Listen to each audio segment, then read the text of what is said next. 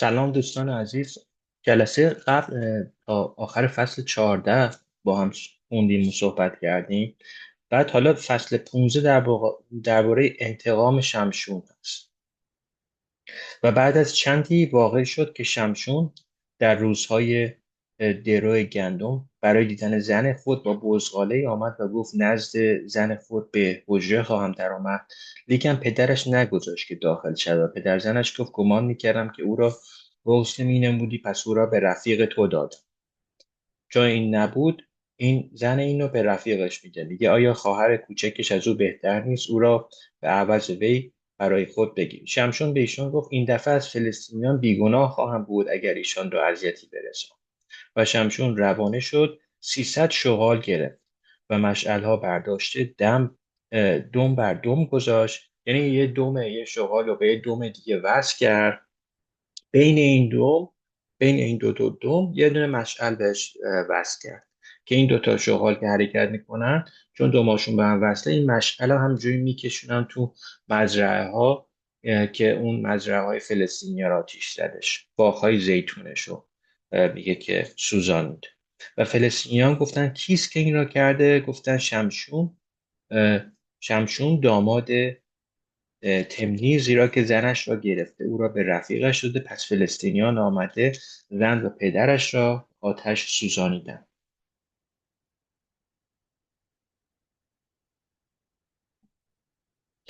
یعنی خدا از شمشون استفاده میکنه که دائم اگه میبینین که بتونه این فلسطینی ها رو نابود کنه، چون فلسطینیان بود پرست بودن و دقیقا چسبیده بودن به همین اه، اسرائیل.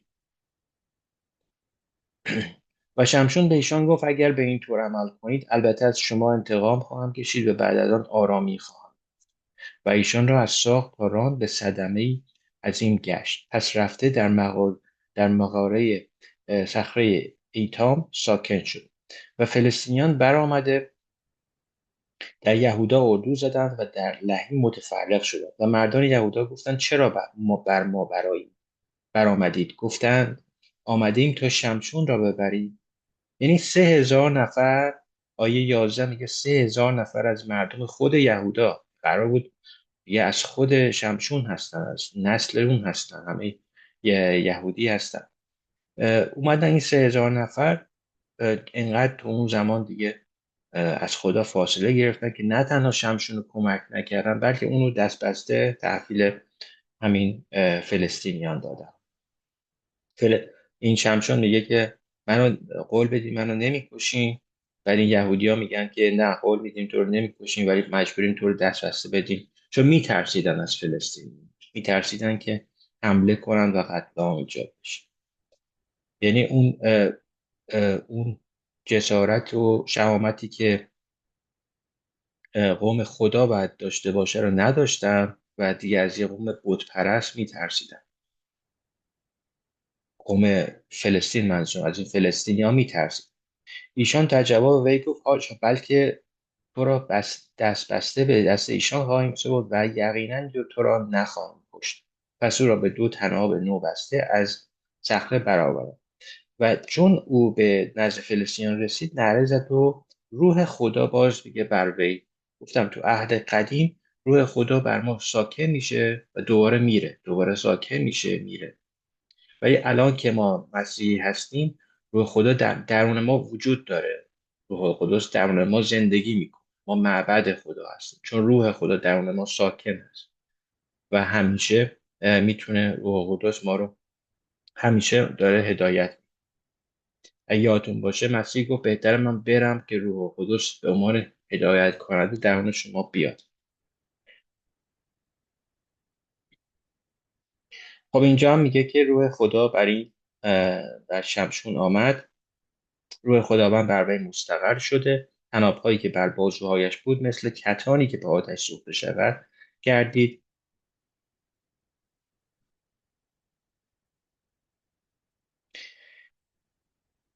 و بندها از دستهایش روی و چانه تازه الاغ یافته دست خود را دراز کرده آن را گرفت، 1,000 مرد رو با آن کشت. و شمشون گفت با چانه الاغ توده بر توده با چانه الاغ 1,000 مرد کشتم. پس بسیار تشنه شده نزد خداوند دعا کرد، گفت که به دست بندت نجات عظیم را دادی و آیا الان از تشنگی بمیرم و به دست نامخدودان بیفتم؟ پس خدا کفه ای که در لهی بود شکافت. این شکافتن یک یک صخره یا این سمبل مسیحه. مسیح آب حیات هست. مسیح زندگی میده. همونطور که زمان موسی هم همین اتفاق افتاد، داشتن از تشنگی میمردن و موسی عصاشو زد و اون صخره شکاف. اینجا هم همینطور. خب اینا کد هستش. اگه این مثل کامپیوتر ساینتیست ها اینا رو میشه پترن رکگنیشن کرد، یعنی بگیم که این الگوها کنار هم ببینیم که همش داره در مورد کل کتاب مقدس درباره مسیح، چه عهد قدیم چه عهد جدید، اگه با این دید نگاه بکنید. چون شخصیت خدا رو از طریق پدر، پسر و روح القدس میشه شناخت. فصل 16 میگه شمشون به غزه رفت و در آنجا فاحشه دید، نزد او داخل شد و به اهل غزه گفت که شمشون به اینجا آمده. پس او را احاطه نموده، تمام شب برایش نزد دروازه شهر کمین گذاشت و تمام شب خاموش ماند. گفتند چون صبح روشن شد او را میکشیم. و شمشون تا نصف شب خوابید و نصف شب برخاسته لنگه های دروازه شهر و دو باهو را گرفته آنها را پشت بند کند و بر دوش خود گذاشت و بر قله کوهی که در مقابل حیرون است برد. بعد شمشون و دلایلا و بعد از آن واقع شد که زنی را در وادی سورق که اسمش دلیله بود دوست می داشت و سروران فلسطینیان نزد او برآمدند وی را گفتند او را فریفته دریافت کن که قوت عظیمش در چه چیز است و چگونه بر او غالب آییم تا او را بسته ذلیل نماییم.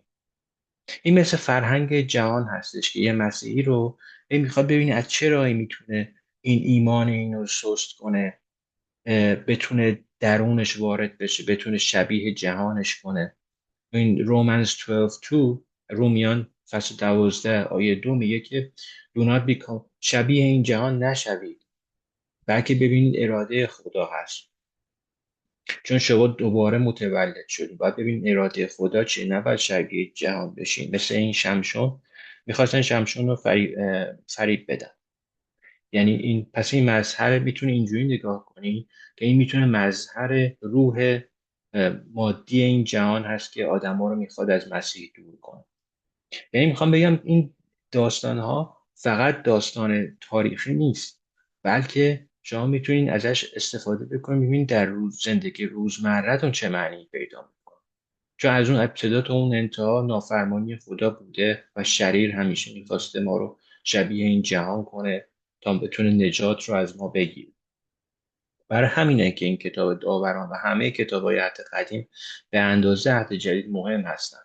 و از نظر من همه رو من یه چیز میبینم. چون مگه میشه مثلا نصف داستان رو شما بخونید و بقیهش رو نخونید و متوجه بشین که اصلا کل موضوع چی هستش.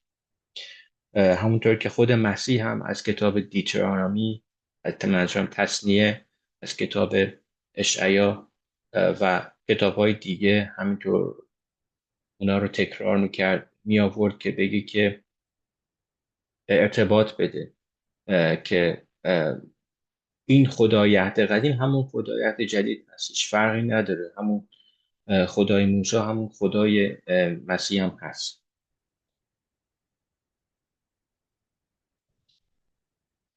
خب بعد میگه او را فریفته کن و هر یک از ما 1100 مسخال نقره به تو خواهیم داد. پس دلیله به شمشون گفت تمنا این که به من بگویی که قوت عظیم تو در چه چیز است و چگونه میتوانی تو را بست و ذلیل نمایی. حالا این چند بار آزمایشش میکنه، هر دفعه یعنی 3 بار این میاد هی میگه این کارو بکن، ریسمان ضعیف تر ببند، من وقت خودتم از دست میدم. بعد آخر دلش میسوزه دیگه. تو اون آیه 15 میگه او وی را گفت چگونه میگویی که مرا دوست میداری و حالا که دل تو با من نیست. این 3 مرتبه میگه الکی شمشون یه چیزی میگه اگه این کارو کنی قدرت از من گرفته میشه. یعنی 3 بار دروغ میگه. بعد حالا بار آخر به اصلش و واقعیت رو میگه اگه تراشیده شدم، آخر آیه 17 قوتم از من خواهد رفت و ضعیف و مثل سایر مردمان خواهم شد. بعد پس چون دلیل دید که هر آنچه در دلش بود برای او بیان کرد، فرستاد و سروران فلسطینیان را طلبیده گفت این دفعه بیایید، زیرا هر چه در دل داشت مرا گفته است. آنگاه سروران فلسطینیان نزد او آمدند و نقد را به دست خود آوردند و او را بر زانوهای خود خوابانیده کسی را طلبید و 7 گیسوی سرش را تراشید. پس به ذلیل نمودن او شروع کرد و قوتش از او برفت و گفت ای شمشون، فلسطینیان بر تو آمدند. آنگاه از خواب بیدار گفت مثل پیشتر بیرون رفته خود را می افشانم، چون که میدونه که موهاش در میاد. اما این انتهای آخر 20 تراژدی ترین آیه‌ای هست که من تو این کتاب دیدم. اما او ندانست که خداوند از او دور شده است. مثل داستان آدم و حوا که اینا از خدا دور شدن به خاطر نافرمانی، اینجا هم از خدا شمشون دور شد چون نافرمانی کرد، همه کارهایی کرد که ضد خدا هستش. اما او ندانست که خداوند از او دور شده است. پس فلسطینیان او را گرفته چشمانش را کندند و او را به غزه آورده به زنجیرهای برنجین بستند و در زندان مثل کسی که دعا میکنه ولی همزمان در گناه هم داره زندگی میکنه. این خودش نمیدونه که از خدا دور شده، همینطور داره دور میشه و همه چیزش ظاهری شده دیگه، درونش هیچ رابطه‌ای با خدا وجود نداره. تمام اینا کاربردهایی هستش که تو زندگی روزمره ما در مسیحیان میبینیم. ولی مشکل ایرانی ها اینه که همیشه به مسیحی ها نگاه میکنن، میاد ببین این چه گناهی کرد، ببین اون چه گناهی کرد، ببین چقدر فرقه درست کردن. در صورتی ما باید به مسیح نگاه کنیم. کاملا اشتباه کسی همش حرف از مسیحی ها میزنه، کلمه مسیحی مثلا اینجوری بخوایم بکنیم همه چی دینی میشه. ما باید به خود رابطه با مسیح نگاه کنیم. الگوی ما مسیح هست نه مسیحی ها. مسیحی ها تو کلیسا این همه پشت سر هم حرف میزنن، هزاران جور گناه رو انجام میدن، خیلی هاشون هم توبه نمیکنن که گناهی کردن. برای همین ما باید به مسیح نگاه کنیم که گمراه نشیم. پس میریم توی آیه 23 و سروران جمع شدند تا قربانی عظیمی که برای خدای خود داجون بگذارند و بزم نمایند، زیرا گفتند خدای ما دشمن ما شمشون را به دست ما تسلیم نموده است. خب اونا هم بت پرست بودن، اون فلسطینیان هم فکر میکردن این خدای اونها، بت‌های اونها کمک کرده که این شمشون رو تونستن دستگیر. و چون خلق او را دیدن خدای خود را تمجید نمودند، زیرا گفتند خدای ما دشمن ما را که زمین ما را خراب کرده بسیاری از ما را کشت به دست ما تسلیم نموده. و چون دل ایشان شاد شد گفتند شمشون را بخوانید تا برای ما بازی کند. پس شمشون را از زندان آورده برای ایشان بازی میکرد و او را در میان ستونها برپا داشتند. و شمشون به پسری که دست او را میگرفت گفت مرا واگذار تا ستونهای که خانه بر آنها قایم است لمس نموده بر آنها تکیه کنم. اینجوری و خانه از مردان و زنان پر بود و جمعی سروران فلسطین در آن بودند و قریب 3000 مرد و زن در پشت بام بازی شمشون را تماشا میکرد. و شمشون از خداوند استدعا نموده گفت ای خداوند یهوه مرا به یاد آور. خب دیگه چرا منو فراموش کردی؟ ای خدا منو یادش بیار. یاد مسیح میفتیم که تو اون لحظه آخر که رو صلیب بود گفت Father why are you forsaking me؟ چرا منو فراموش کردی؟ یه لحظه مسیح مثل گناهکاران شد، لحظه کوتاه تا بتونه گناه بشر رو تجربه کنه و لحظه از نظر نه تنها فیزیکی و از نظر روحانی برای مسیح موقع بالای صلیب دردناک بود. اینجا هم همینطور میگه ای خداوند یهوه مرا به یاد آور و ای خداوند ای خدا این مرتبه فقط مرا قوت بده تا یک انتقام برای دو چشم خود از فلسطینیان بکشم. و شمشون دو ستون میان را که خانه بر آنها قایم بود، یکی را به دست راست و دیگری را به دست چپ گرفت، بر آن تکیه و گفت همراه فلسطینیان بمیرید.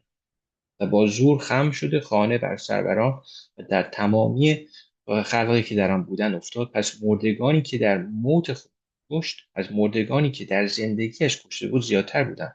آنگاه برادرانش و تمام خاندان پدرش آمده او را برداشته، او را آورده در قبر پدرش مانو در میان سوره و اشتابو دفن کردند و او 20 سال بر اسرائیل داوری. خب ناگهان فصل 17 درباره بت میخا صحبت میکنه.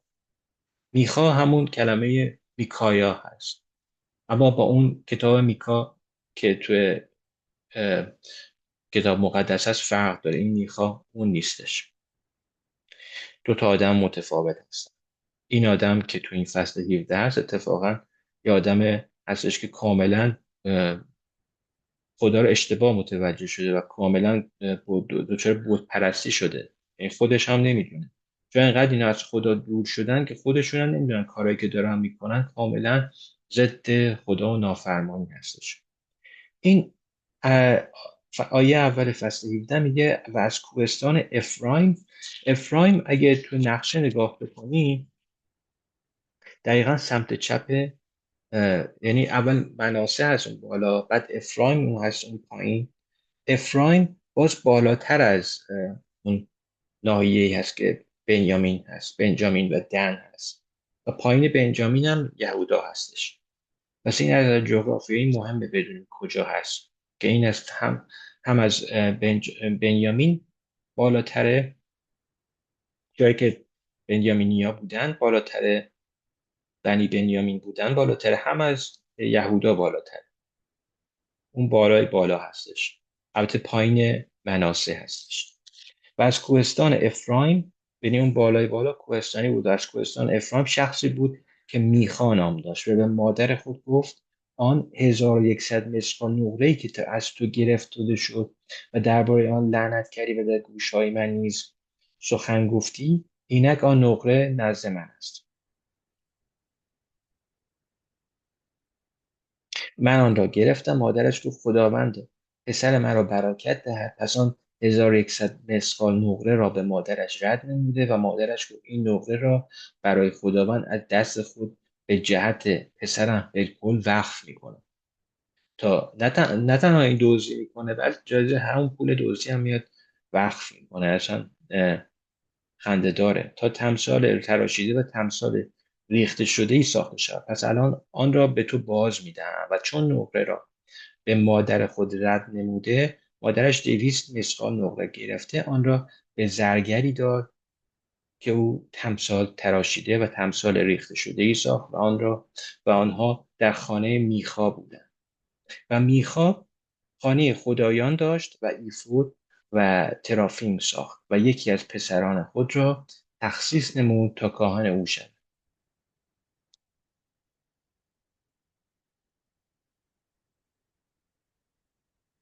در آن ایام در اسرائیل پادشاهی نبود، هر کس آنچه در نظرش پسند میآمد میکرد.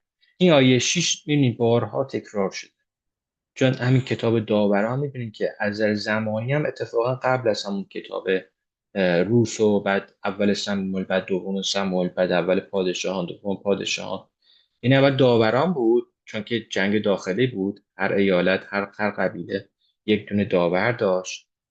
ولی پادشاه یعنی چی؟ مثلا داوود پادشاه کل اسرائیل، مثل مسیح پادشاه کل جهان، مثل کوروش پادشاه کل ایران. پادشاه چون اون زمان جنگ داخلی بود، پادشاه معنی براشون نداشت. یعنی قانع بودن به یک داوری که محلی، خیلی محلی بتونه، چون با هم حتی خوب نبودن. مثلا بنی بنیامین با بنی اسرائیل مشکل داشت، دن با گروه مناسه، همه اینا دو به دو با هم مشکل داشتن. با اینکه هر 12 قبیله در واقع 12 از 12 فرزند یعقوب میان دیگه، ولی با هم به خاطر اینکه از خدا دور شده بودن دچار تفرقه شده بودن. مثل امروز کلیسای امروز ما که این همه کلیسا هستن ولی هیچ کلیسای دیگه رو قبول نداره، یا اینا اینجوری اونا اونجوری همش غیبت میکنن پشت سر هم و هر کسی در نظر خودش اون چی درست میاد رو انجام میده. اون کالوینیستا میگن اینجوری باید باشه، اونا میگن اینجوری باشه، و به جای اینکه با هم اتحاد داشته باشن و برادر همدیگه باشن و همدیگه رو ببخشن اشتباهاتی که میکنن از نظر الهیاتی، ولی اینها همدیگه رو جدا میکنن و ایزوله شدن کلیسای امروز ما. مثل فکر کنین 12 تا کلیسای متفاوت در کره زمین که اینها متفاوت شده.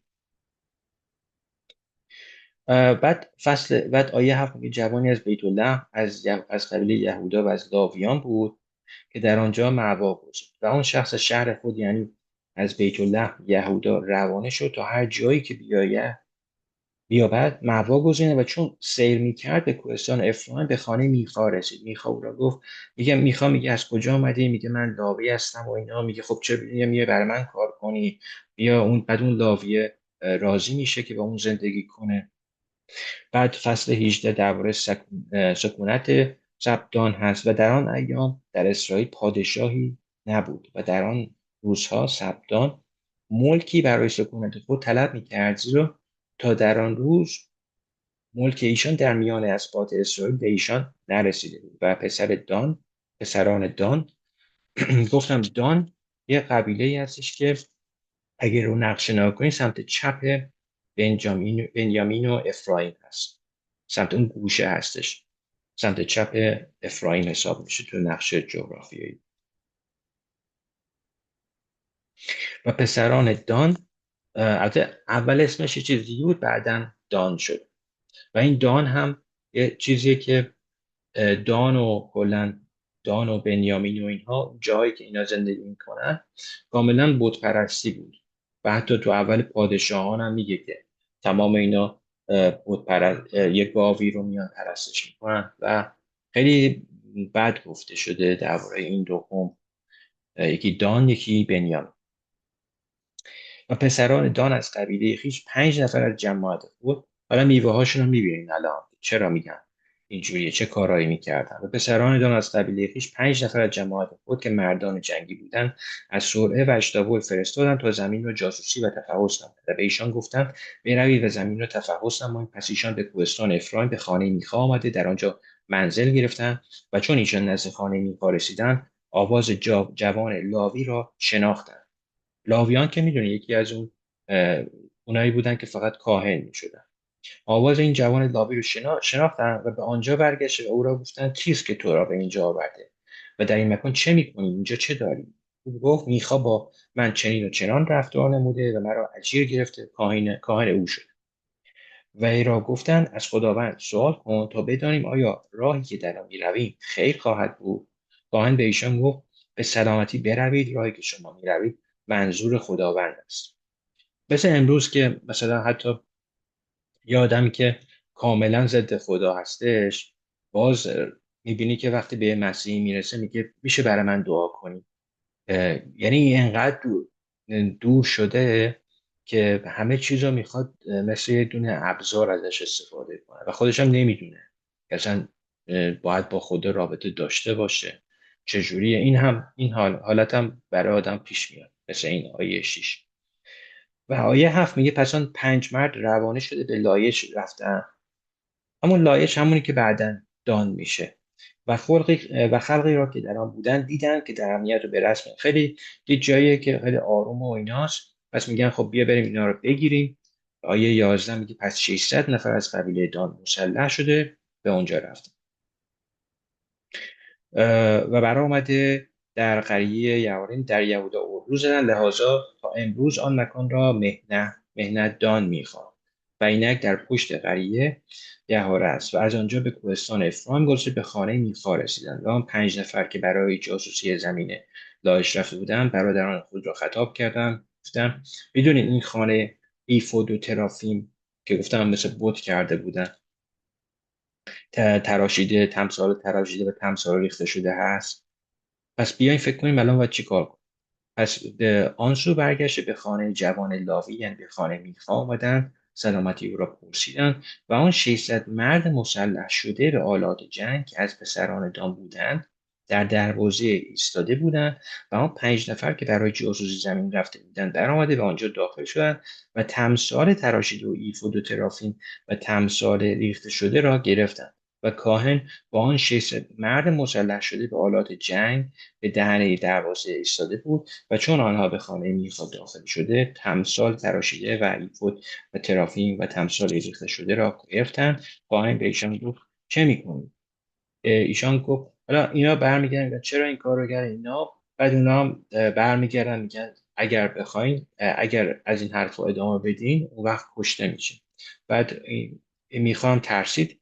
آیه 26 میگه چون میخواد دید که ایشان از اون قوی ترن رو گردانیده به خانه خود برگشت و ایشان آنچه میخواد ساخته بود و کاهنی که داشت برداشته. اون کاهن هم که براش مهم نبود که مهم بود که این فریب اینا رو خورده بود گفت بیا برای ما توی بنیامین اونجا کاهن باشین هم قبول کرد و بعد میگه و ایشان را به دم شمشیر کشته.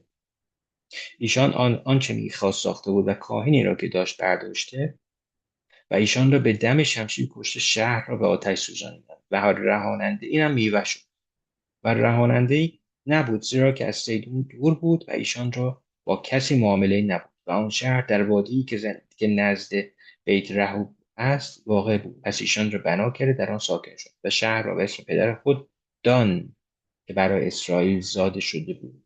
من فکرم دان همون بود که تو شکم اون مادر مرده بود. اما اسم شهر قبل از آن لایش بود و بنی دان آن تمثال تراشیده را برای خود نصب کرده و یهوناتان ابن جرشوم ابن موسی و پسرانش تا روز اسیر شدن اهل زمین کهنه بنی دان می بودند. از تمثال تراشیده میخا را که ساخته بود تمامی روزهایی که خانه خدا در شیله بود برای خود نصب.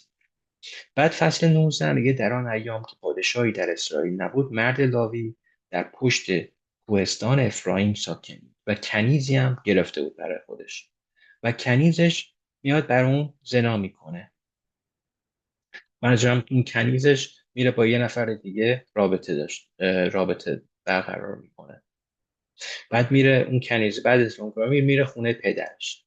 حالا شوهرش که همین منظور همین مرد لاوی بوده میره سراغ به استقبال اون زنش توی اون خونه پدرش که رفته بود. بعد پدر کنیزم به داماد خودش میگه بیا اینجا یه شب بمون. دوباره صبح که میخواد برگرده دوباره پدرش میگه نه حالا بیا بازم بیشتر با هم پیش باشیم خوش گذشت بازم پیش ما باش.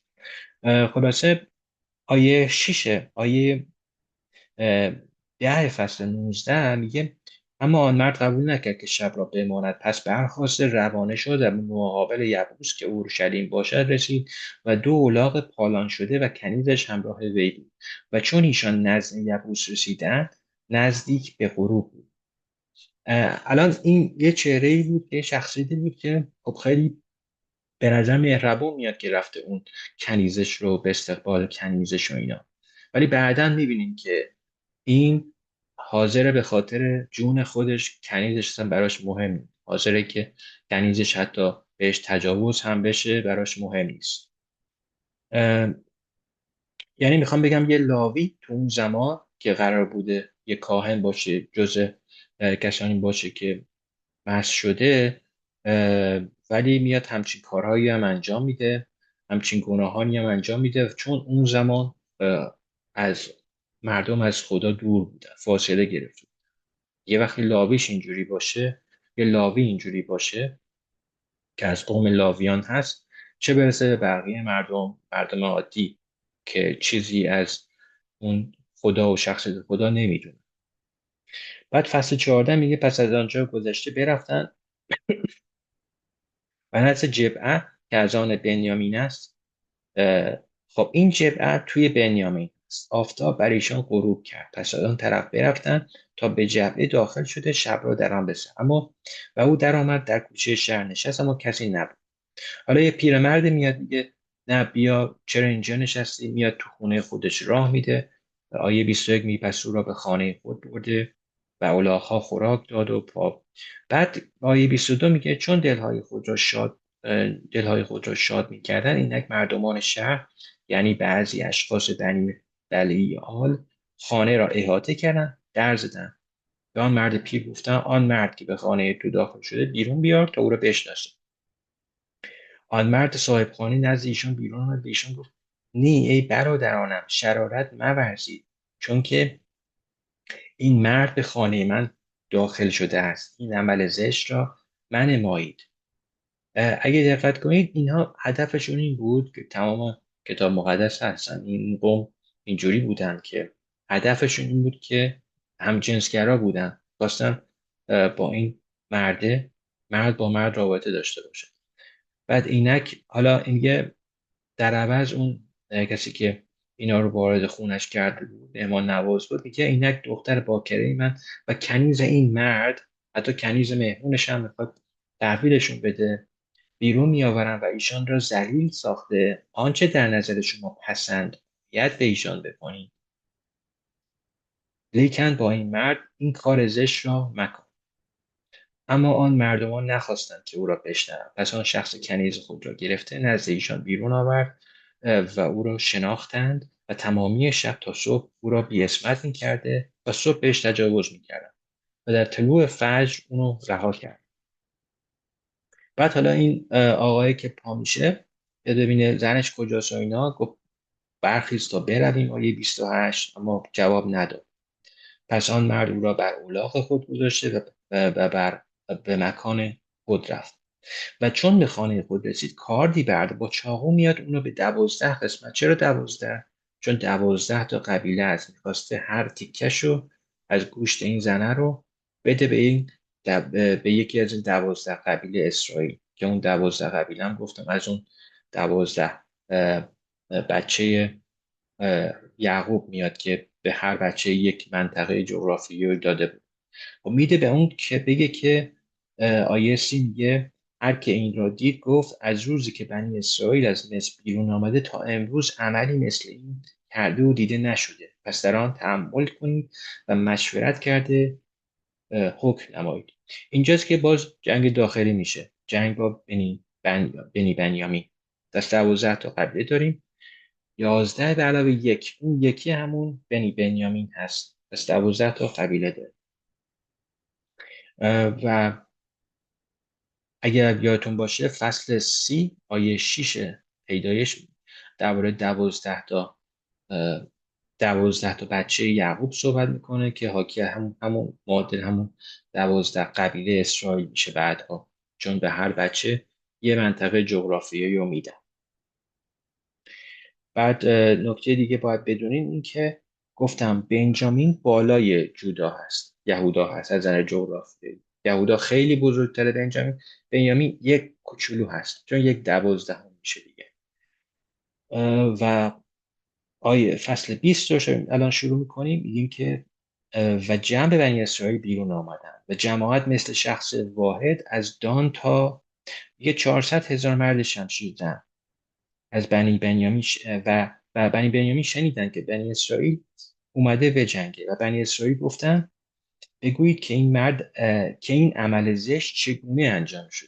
یعنی دلیل اصلی این جنگ اینجوری شروع میشه. آن مرد لاوی که شوهر زن مقتوله بود در جواب گفت من با کنیز خود به جبعه که از آن بنیامین باشد آمدیم تا شب را به سر بریم و اهل جبعه به من برخاست، خانه را در شب گرفته من را احاطه کرده، مرا خواستند بکشند و کنیز مرا ذلیل نمودند بمیرد و کنیز خود را گرفته او را قطعه قطعه کردم و او را در تمامی ولایت ملک اسرائیل فرستادم. ملک منظور پادشاهی اسرائیل فرستادم، زیرا که قبیح و زشت در اسرائیل نمودند. آن جمیع شما ای بنی اسرائیل حکم و مشورت خود را اینجا بیاورید. آنگاه تمامی قوم مثل شخص واحد برخاسته گفتند هیچ کدام از ما به خیمه خود نخواهیم رفت و هیچ کدام از ما به خانه خود بر نخواهیم گشت. و حال کاری که به جبع خواهیم کرد این است که بر حسب قوره بر آن برآییم و 10 نفر از 100 و 100 از 1000 و 1000 از 10,000 از تمامی اسباط اسرائیل بگیریم تا آذوقه برای قوم بیاورند و تا چون به جبع بنیامین برسند با ایشان موافق همه قباحتی که در اسرائیل نمودند رفتار نماییم. و پس جمعی مردان اسرائیل در شهر جمع شده مثل شخص واحد متحد شدند و اسباط اسرائیلش اشخاصی چند در تمامی سبت بنیامین فرستاد، گفتن این چه شرارتی است که در میان شما واقع شده. پس الان آن مردان که در جبهه هستند تسلیم نمایید تا آنها را به قتل رسانید و بدی را از اسرائیل دور. ما بنیامینیان نخواستند که سخن برادران خود را، برادرانشون منظورشون بنی اسرائیل، نخواستن سخنشون رو بشنوند و بنی بنیامین از شهرهای خود به جمع شدند تا بیرون رفته با بنی اسرائیل جنگ کنند. خب از این گروه 700 نفر چپ دست بودن. این بنی بنیامین ها که بنیامین یعنی پسری که دست راستمه، ولی البته فانفکتش اینه که همشون دست چپ بودن. مثل فصل 3 داوران که میگه ایهود دست چپی بود که بنیامینی بود. فصل 20 هم 700 نفر مثل 700 نفر بودن که دست چپ بودن، دست چپی بودن. حتی نکته جالب، چند نسل بعد از بنیامین هم این شاول که با داوود اینا می جنگید و اینا، اون هم اتفاقا شاول هم بنیامینی بوده. اینا نکات جالبی هست. و خلاصه اینا میخوان با هم بجنگن و از خدا مشورت میخواد. بنی اسرائیل گفتن کیست که اولا از ما برای جنگ نمودن با بنیامین برآید؟ خداوند گفت یهودا اول برآید. بنی اسرائیل بر بامدادان برخاسته. خلاصه بنیامین از جبهه بیرون آمده. در آن روز 22,000 نفر از اسرائیل بر زمین هلاک کردن. هی هلاک میکنه. این اسرائیلی ها هی میترسن، ایمانشون ضعیفتر میشه. بار دیگر 18,000 نفر از بنی اسرائیل بر زمین هلاک میشه و بنی اسرائیل از خداوند مشورت خواستند و تابوت عهد خدا در آن روزها در آنجا بود و گفتن آیا بار دیگر بیرون روم و با برادران خود بنیامین جنگ کنم یا دست بردارم؟ خداوند گفت برای زیرا که فردا او را به دست تو تسلیم کرد. پس اسرائیل در هر طرف جبهه کمین ساختند و بنی اسرائیل در روز سوم به مقابله بنی بنیامین برآمدند. باز هم اینجا هی نیروشون از دست میدن بنی اسرائیل، هی آدماشون کشته میشن. ولی باز آیه 35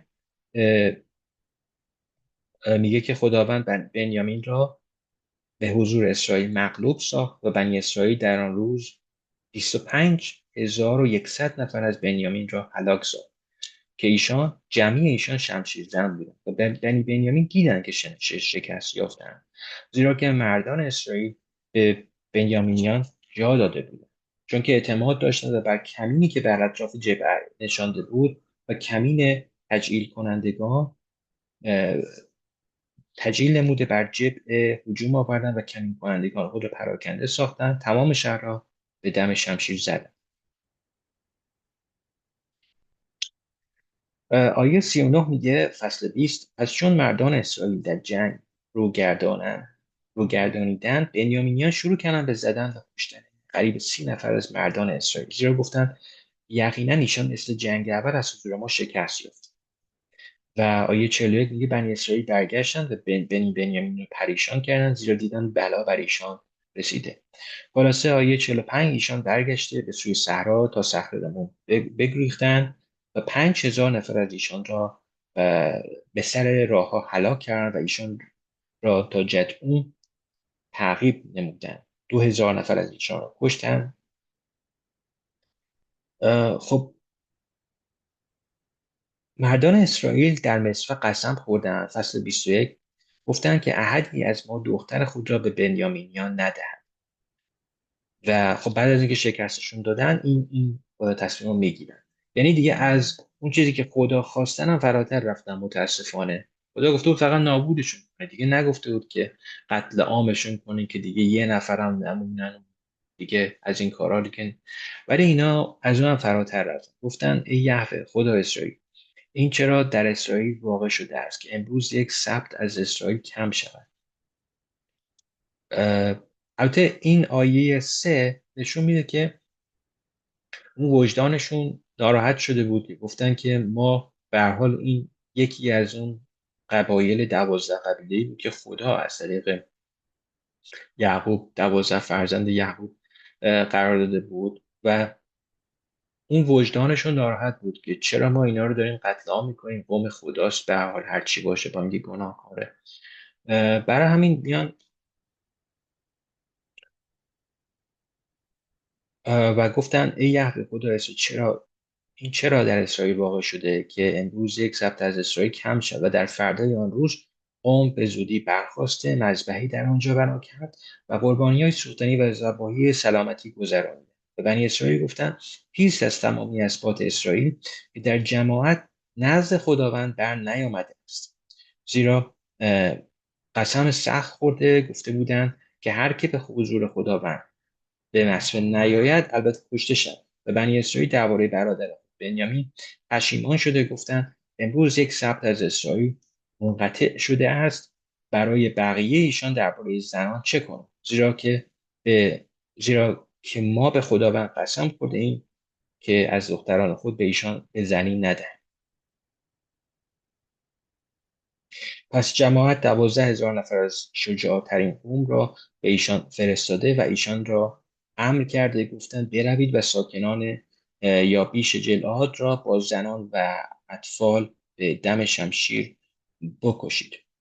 بعد آیه 12 در میان ساکنان یابیش جلعاد 400 دختر باکره که با ذکوری نخوابیده و مردی را نشناخته بودند یافتند و ایشان را به اردو در شیلوه آوردند و تمامی جماعت نزد بنی اسرائیل حالا این زنها رو دعوت میکنن، بعد میگن که به این بنیامینیا میگن که خب برین نگاه کنین اینا که دارن میرقصن، اونی که دوست دارین رو انتخاب بکن برای خودتون. و قوم برای بنیامین پشیمان شدند، زیرا خداوند در اسباط اسرائیل شقاق و گفتند میراثی به جهت نجات یافتگان بنیامین یا بعد باشد تا سبتی از اسرائیل محو نشود، اما ما دختران خود را به ایشان نمیدهیم. پس بنیامین را امر فرموده گفتند بروید تا در تاکستانها در کمین باشید و نگاه کنید و اینک اگر دختران بیرون آمدند تا به رقص کنندگان رقص کنند، آنگاه از تاکستانها درآیید و از دختران شیلو هر کس زن خود را ربوده به زمین بنیامین برود. پس بنی بنیامین چنین کردند و از رقص کنندگان زنان را به حسب شماره خود گرفته و ایشان را به یغما برده رفتند و به ملک خود برگشته شهرها را بنا کرده و در آنها ساکن شدند. و در آن وقت بنی اسرائیل هر کس به سبط خود و به قبیله خود روانه شدند و از آنجا هر کس به ملک خود بیرون رفتند. و در آن ایام آیه 25 باز ببینید همیشه تکرار شده. و در آن ایام در اسرائیل پادشاهی نبود و هر کس آنچه در نظرش پسند می آمد. اینجاست که نشون میده اگه پادشاه نباشه، منظور پادشاهی خدا مثل عیسی مسیح پادشاه خدا هست، اگه نباشه بدونی که آدما هر کدوم هر کاری دلشون میخواد، در نظر خودشون هر چی درست میاد انجام میدن. اینجاست که هرج و مرج پیش میاد و همه همدیگر باعث آزار همدیگه میشن تا حدی. خب این پایان فصل 21 بود. بیاین دعا کن. ای پدر ما در بهشت، در نام پسرت عیسی مسیح دعا میکنیم که به ما حکمت بدی تا بتونیم تا با برادران و خواهران خودمون در کلیسا اتحاد داشته باشیم، باهاشون فلوشیپ داشته باشیم، تا همه کلیساهای دنیا. دعا میکنیم که همشون با هم اتحاد پیدا کنن، مثل این 12 قبیله اسرائیل که در این زمان کتاب داوران بود اصلا جدا نباشن. اینقدر هر کسی هر کاری که دلش میخواد رو انجام نده، بفهمن که همه ما بدن مسیح هستیم و همه اعضای بدن هر کدومشون مهم هستن برای کاری که دارن انجام میدن. و بیشتر با هم اتحاد داشته باشیم. ای پدر ما در بهشت، کمک کن که متوجه بشیم که نباید غیبت کنیم پشت سر بقیه برادران و خواهرانمون تو کلیسا. نباید اختلاف بندازیم بینشون. باید اون چیزی که تو میخوای رو انجام بدیم، نه اون چیزی که از ذهن خودمون میادش بیرون که اگه خلاف اراده تو باشه. با قدرت روح القدس دعا میکنیم در نام خداوند عیسی مسیح. آمین.